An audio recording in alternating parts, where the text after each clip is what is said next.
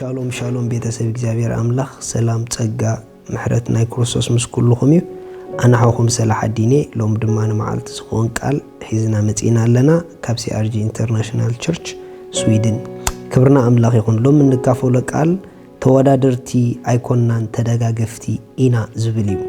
ተወዳደርቲ ይኮናን ተደጋገፍቲ ኢና ሪኢኹም ነብስ ወከፍና ከነገልግል ኮለና ምስትብ ጎንና ዘሎ ካልኣይ ዘገልግል ሓውና ርእስና እንዳማዓራረና ንኸይድ አይኮናን እቶም ርእሶም ምስ ሕዋቶም እንዳማዓራረ እንዳወዳደሩን ዝኾዱ ዝወደቁን ዝተጋገዩን ዝተባላሸው መንገዲ ዝሓዙን እዮም ምኽንያቱ ኣብ ናይ ክርስትና ጉዕዞ መን ምስ መን ይወዳደር መን ምስ መን ኢና ከነወዳድሮ ንምንታይ ተተባሃለ እቲ በአና ዝሰርሕ ዘሎ መንፈስ ሓደ መንፈስ እዩ እቲ መንፈስ ሓደ ካብ ኮነ እቲ በአና ዝግበር ዘሎ ኩሉ ነገር ድማ ካባና ካብ ዘይኮነ ካብኡ ካብ ኮነ እሱ ካብ ኮነ ኩሉ ነገር ዝገብር እቲ በአይ ዝገብር በሐወይ ዝገብር ካብ ኮነ ከመይ ገይረ ኣነ ምስ ሓወይ ክወዳደር ሓደ መንፈስ ካብ ኮነ ኣብ ኩሉና ዝገብር መንፈስ ቅዱስ ምስ ርእሱ ኣይወዳደርን እዩ ስለዚ ምስ ሓውና ክንጣማመት ምስ ሓውና ክንተሃላለኽ ኣየድልየናን እዩ ካብታ ሓደ ምስ ሕዋትና ኣብ ህልኽ ኣብ ቀን እዘእትወና ንርእስና ምስ ሕዋትና ስለነማዓራሪ እዩ ኖ ንዓኻ ዝመስል ማንም የለን እግዚአብሔር ንዓኻ ዝሃበክ ነገር እስኺ ክትገብርዮ ንሓውኺ ዝሃቡኻ ሓውኺ እዩ ዝገብሮ ስለዚ ነንሕድሕድኩም ተዳላለይቲ ዳ እምበር ተወዳደርቲ ኣይኮንኩምን መጽሓፍ ቅዱስ ክዛረብ ከሎ ቀዳማይ ቆሮንጦስ ምዕራፍ 12 ከምዚ ይብል ካብ ጥቕሲ 12 ከምቲ ስጋ ሓደ ክንሱ ብዙሕ አካላት ዘለዎ ብዘሎ እቲ አካላት ስጋ ከዓ ብዙሕ ክንሱ ሓደ ስጋ ዝኾነ ክርስቶስ ከዓ ከምኡ እዩ አይሁድ ወይስ ጽርዓውያን ባሮት ወይስ ጨዋታት እንትኾንና ንሕና ኩላትና ሓደ ስጋ ምእንቲ ክንከውንሲ ብሓደ መንፈስ ተጠሚቕና ኢና እሞ ሓደ መንፈስ ሰቴና ማይ ጋድ ሓደ መንፈስ ሰቴና ኢና ብሓደ መንፈስ ከዓ ተጠሚቕና ኢና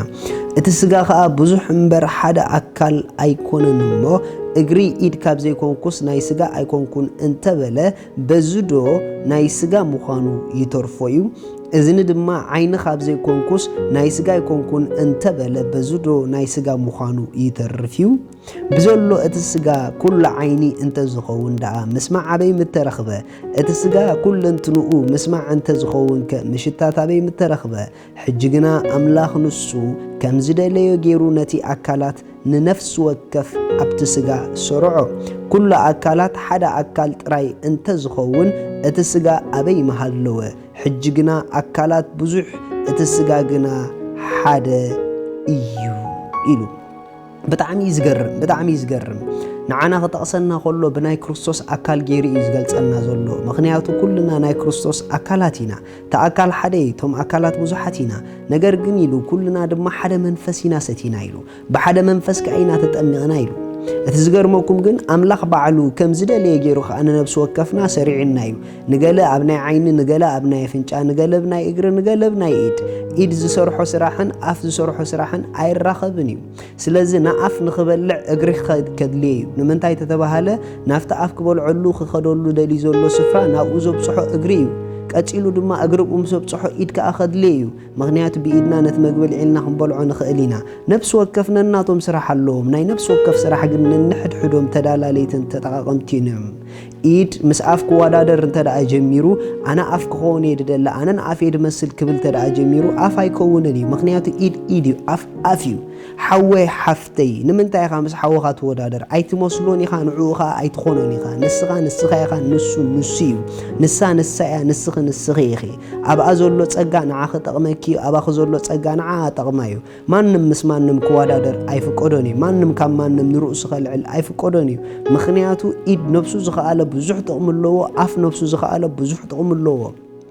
እቶም ድኹማት ዝመስሉ ክፍለ አካላትና እኳ ብዙሕ ጥቕምታት ኣለዎም እቶም ደይረኣዩ ክፍለ አካላትና ብዙሕ ጥቕምታት ኣለዎም በዓል ሳምቡ እንተደሂሉ በዓል ልብ እንተደሂሉ እግርን ኣፍን እንታይ ምሰርሑ ምኽንያቱ ነዚ ብደገ ዘሎ ህይወትና ክጽብቕ ክረአ ዝገበርዎ እቶም ዘይረኣዩ ናይ ውሽጢ አካላትና እዮም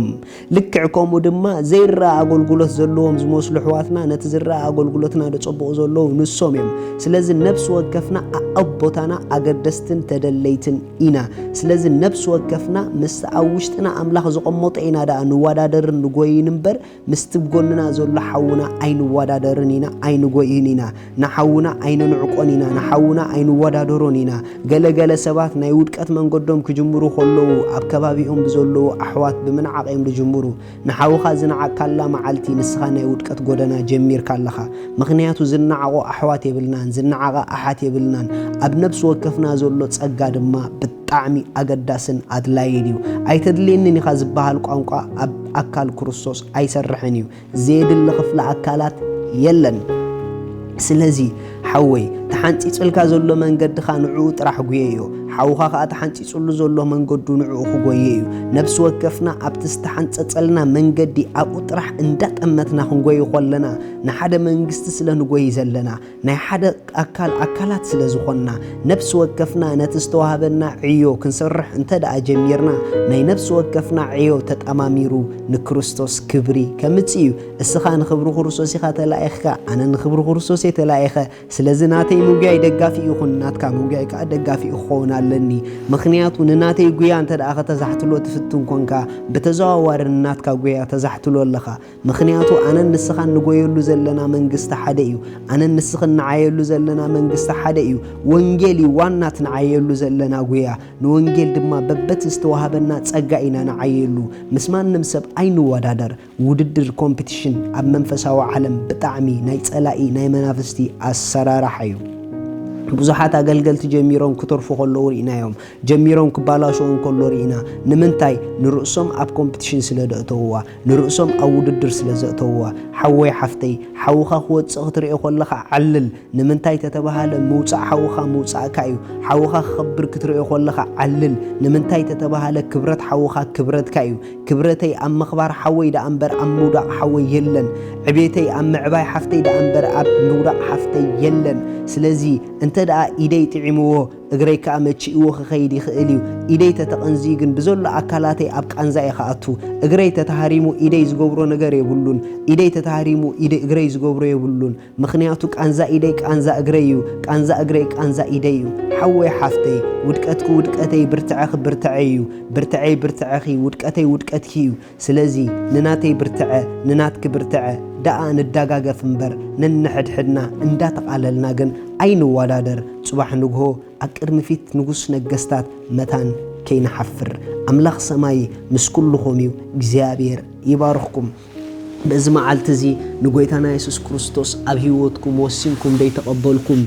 ዕድመ ይቕርበልኩም ኢየሱስ የድልየካ እዩ ኢየሱስ የድልየኪ እዩ ብኡ ዝኣምን ኣይሓፍርን ይብል እሞ ከይተሓፍር መታን ንዕኡሎም ተቐበል እዮ መጽሓፍ ቅዱስ ከም ዝብሎ ጌርና ድማ ሓቢርና ክንጽልይ ኢና እቶም ክትቅበልዎ ወሰንኩም እዚ ጸሎት ምሳይ ጸልዩ እግዚአብሔር አቦ ስለ ወድኻ ኢየሱስ ክርስቶስ የመስግነካ ኣለኹ የአምን ኣለኹ ኢየሱስ ክርስቶስ ስለ ኃጢአተይ ከም ዝተሰቀለ ዕዳ ኃጢአተይ ከም ዝኸፈሎን ከም ዝሞተን بسالسيت معلت دما كم ستنسأن يأمن اللخو أبي من أملاح كم استقمت يأمن اللخو كابزا ساعات يسوع كريستوس قويته هوتي إيو كابزا ساعات حدش فترة كويني آمين زيازو سونكم حقوسكم بجاكم بزب تحت زولو كم دو سونكم زوسانا قويته هم استقبلكم صحافلنا زد ليكم حاجز كنسدلكم هنا انت كان خا كنسليلكم هنا تبارك